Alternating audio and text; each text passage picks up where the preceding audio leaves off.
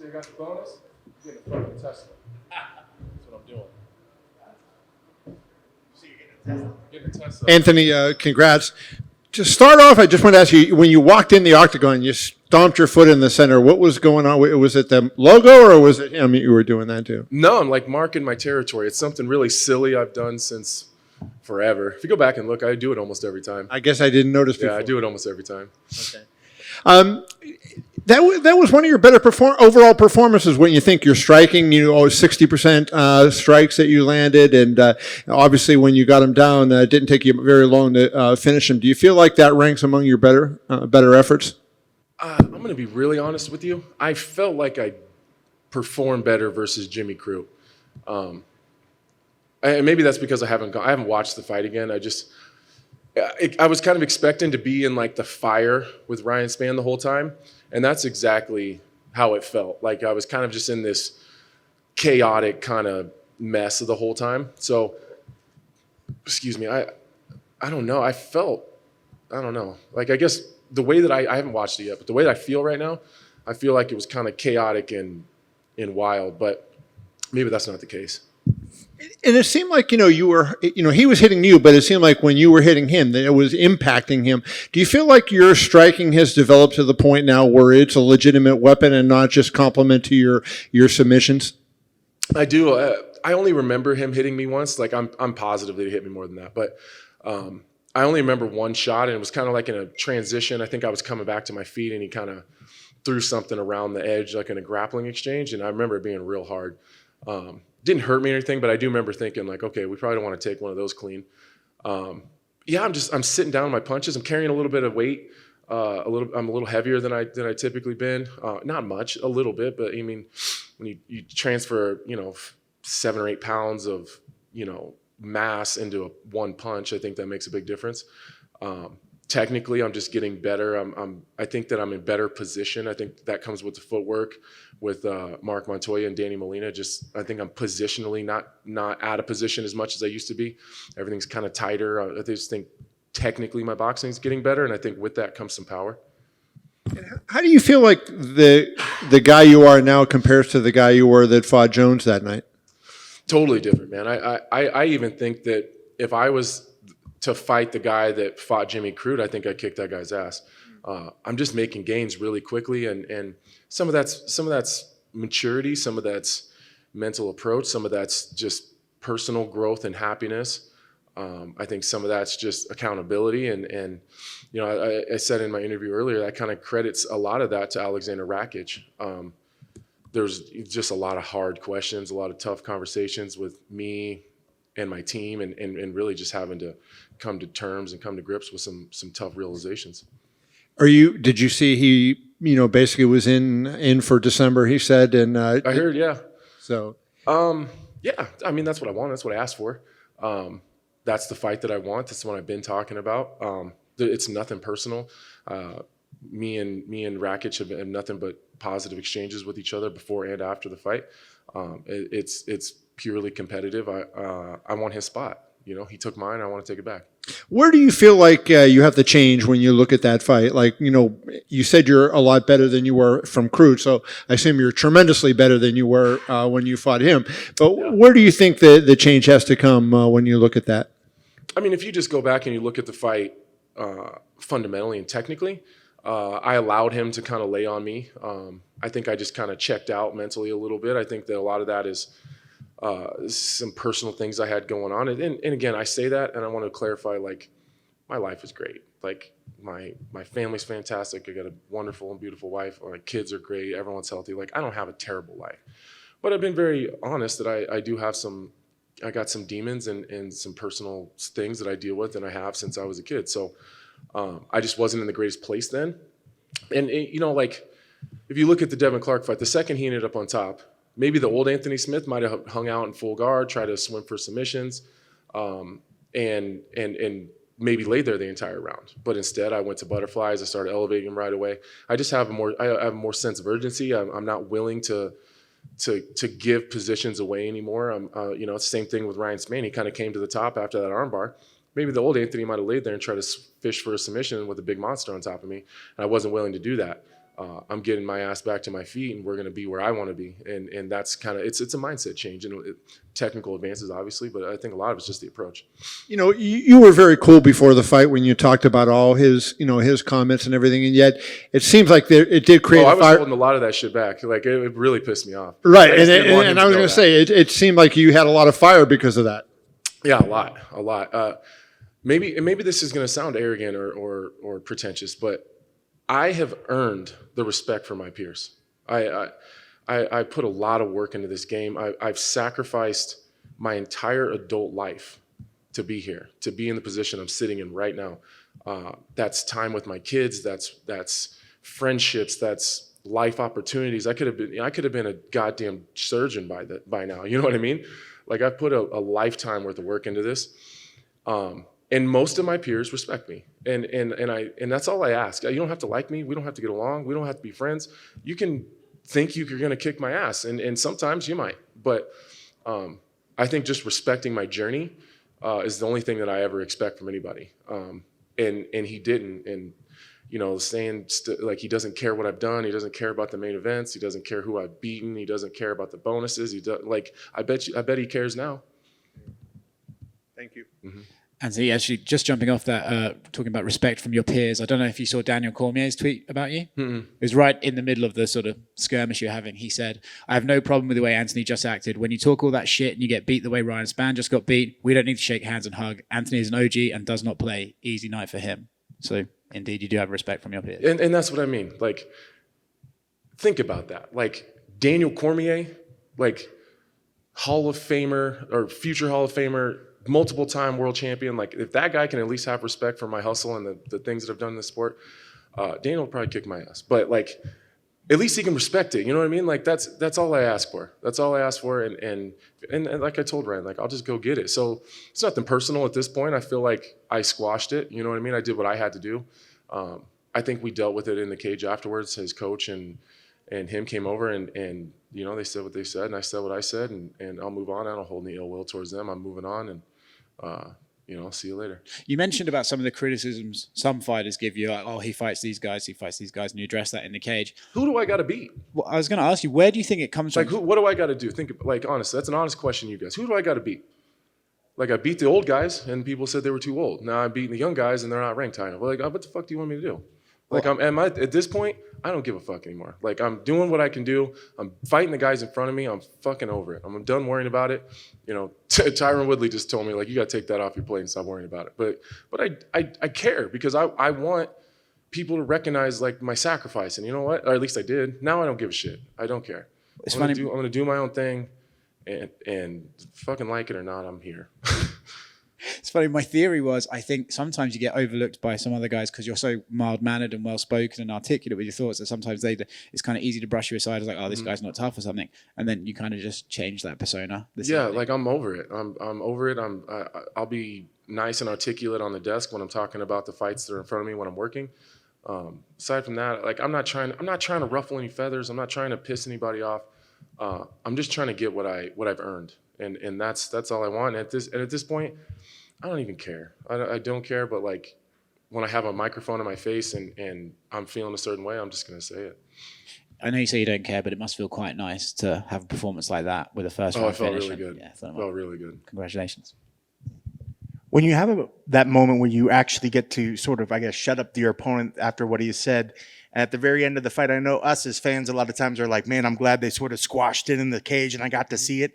Is there ever a point as a fighter where you're just like, bro, we just finished it. I don't want you to take my moment. I don't need to have you come over to me at this moment. Would you rather that sometimes that would happen after the fight? Like let you guys connect? No. I'm glad we did it right away. Because I think I would have felt bad afterwards. A lot of there's adrenaline, there's a lot of testosterone flowing in there, there's a lot of emotions. It was a big fight for both of us, and let's not like they were upset about it. Let's not pretend like Ryan Spann wasn't going to rub that shit in my face if he beat me. So I wasn't even trying to rub it in his face. That was just my first initial reaction. Like the second he tapped and the ref was pulling me off, my initial reaction was like, where was that ass whooping that you were bringing for me? Like that was my thought, because that's what I've been running through my head since he said it. Like, it's just, and maybe I'm like on some Michael Jordan shit where I'm just making shit up in my head and making a mountain out of a molehill just because that's what I need to do. I don't know. But the fact is, it genuinely bothered me, and so that was my emotional reaction immediately. And I'm glad we got it over with. You know, like he said it, like he's trying to feed his family. I'm trying to feed mine. We both really, really wanted this. It's just part of the game. It's fine. I think people are just more surprised that it's me. Like I don't typically get crazy emotional like that, but you know, maybe I'm just caring less.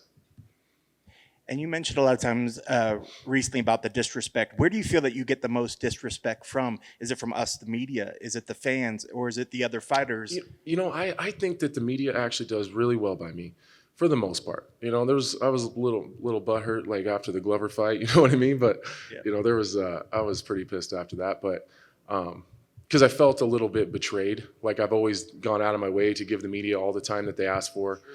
I don't think you guys can probably find one media member I've ever been disrespectful to or probably told no, or like I give them a lot of my time because you guys have a job to do too. So I felt a little bit, I don't know, betrayed. You know what I mean? Like, you know, I go out of my way to do that and then I get kind of shit on after that. But the media's been fantastic to me. I feel like I'm kind of on the media side a little bit, you know, with my radio show and then broadcasting with the ESPN. So I don't know. I'm not really too concerned with the fans. It's some of the guys in my weight class, and a little bit the fans. And it's like that. What do you call people that are like not like professional media members like you, but they're not like at home YouTubers? It's like the people that are in between there. Those are the people that piss me off the most. So I see it. You know what I mean? Like I'm on the broadcasting side. So like it's like I can't just say ignore it doesn't matter. Like I see the shit all the time, like because I'm in that part of the sport now too. So yeah, I just I don't know, man. I'm over it. You know what I mean? I'm just fucking over it. You've always been honest and open, especially talking about the mental side of things and your feelings. I'd love to get your thoughts. You said after the Rakic fight, you had to deal with some tough realizations. What were some of those realizations that you mentioned? That I wasn't mentally okay at the time. Like I just wasn't where I needed to be. You know, after the Glover fight, I was just in a dark place, and you know, in my head, I'm like, no, you're fine, you're good. Just go in, swing for the fences, get Rakic out of there, and then you'll be back to where you're supposed to be. And like the sad realization is I wasn't okay. I was at every practice. I didn't skip practices. I showed up to every strength and conditioning session. I was at every private session with Danny, Mark, and Scott. But like showing up and being present are totally different. You know what I mean? Like really being tuned into what they're saying and things that we're going to do is different. I was a little small, you know, I didn't have like the fire that I needed to have to get up off my back. It was kind of just fuck it. You know, like he's not hurting me. I'll just lay here and try to catch him. You know, I didn't have that fire. So those are just tough conversations. Like when a guy that's my age and been fighting as long as I've been fighting, and you sit down and someone says, hey, I don't think you have the fire anymore. The rest of that conversation leads to retirement. So those are hard conversations to have. So we had the conversation and it led to, you know, Mark was very, very honest and said, we have two choices here. Like, do you want to keep fighting and just have fun fights and we just round out this career? Or you want money fights? Or do you want to fight for the title? And it was like a really easy question to answer. I want the title. So this is what we have to do. There's no options. Like you have to do this, and this. And if you don't do that, then we're gonna have to restart this conversation and talk about fun fights. I don't want fun fights. You know, like Ryan Spann is not fun. You know, Jimmy Crute is not fun. I need fights to get me closer to the title, and that's what I'm. And like, there's easier fights ahead of me than Aleksandar Rakic. You know what I mean? Like, no disrespect, I think Dominic Reyes is an easier fight, but that doesn't get me any closer to the title. So I need what's going to get me closest to getting a title fight. I could hang out and wait for the loser of the title fight, but I want to wait. I don't want to wait. I think Rakic, for me, stylistically, I'm not saying in general, but for me, Rakic is probably the toughest fight out of those five guys for me. I was going to say that kind of answers my question. You know, it's that fight or nothing, or something higher than him, right? A higher ranked or him. Yeah, is the only thing that you're willing to take at this point. So if that fight doesn't immediately present itself, which it sounds like it probably is going to happen, are you willing to wait out until that fight happens or something higher takes place? I mean, I'll wait. It seems like your momentum's going forward. I'll tell you what I'm not going to do. I'm not going to fight someone ranked below me. That's for sure. I've done that 3 times in a row now. I think I paid my dues. I think that I've made up for whatever I had to make up for those 2 losses. It would be mind-blowing if they wanted me to fight someone below me again. So I'll wait for whatever makes sense. If it's Rakic, great. If it's not December and it's January 5th, whatever. Like, it doesn't matter to me. But it's got to be a fight that's going to get me to a title fight. So when Iwan Kutalab was just up here calling your name, no, he didn't. He did. No, he didn't. I had to get it clarified because I thought he said it in the post-fight interview out there, and he did. That's funny. I told you guys. I read his lips and it said. I read his lips say Anthony Smith. Yeah. And he did. It was partially because it's the same thing. He's trying to find a name to make his name off of as well, but yeah. So I just thought it was funny because you're like, these guys always trying to make my name, and I was like, well, we got another one that was just literally right in here before you that wants to make a name off of you. No, that ain't it. Yeah, no. I like watching Iman fight. I think his style's super exciting. But no, I'm good. I mean, did you watch the fight he was just in? Yeah. You see what I did to that guy? Okay, just making sure. Congrats on the victory. Thanks, brother. I appreciate it. I just have one for you. Why do you always just have one? Because I'm the last one. I know, it's only I let just the boys one. go first. She's always like, I just got one. I don't give a fuck about you. I'm just kidding. No, and it's probably going to be a weird one too. When you're talking about disrespect, I kind of see it maybe in a different way. And of course, I'm not the one being disrespected. But is there any part of you that thinks they're jealous? You know, they're talking about you in that way because they're trying to get a fight with you. They're keeping your name relevant, even if it's negative. Isn't that better than not talking about you at all? Yeah, probably. You're not wrong. I think there is a lot of it is just people trying to get to my position. So I don't doubt that that's probably a lot of it. But I think there's ways of going about it. And there's no like book of ethics here on trash talk and talking about your opponent. Like it is what it is. It's just, I just don't have to like it though. And I think that that's where it comes down to. Like they're going to do it. I'm not immune to people being mean to me online. But I also don't have to like it. You know what I mean? And that's it. I think some guys would not talk about it because it would make you look like a baby, but I don't think anyone likes it. It just sucks, and it pisses you off. And to be honest, I think it's probably good for me because it motivates me.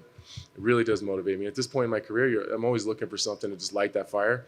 So when kind of that promo and Ryan Spann's kind of attitude came out, like Mark Montoya said right away, like, let's see how that works out for you. Like, I was like super focused and just really worried about the techniques, and then you add a little bit of spice to it. I think it's always a good thing for me. Thank you. You don't have one more? You sure? That's it, just one. I can ask you, like, what's your favorite pizza topping? There you go. Favorite pizza topping? Yeah. Pepperoni. Well, that's boring. Pepperoni. With ranch. I know. It's not Nebraska shit. All good? One more. One last one. Yep. Congrats on the win. Thank you. Welcome back to the media room. Yeah.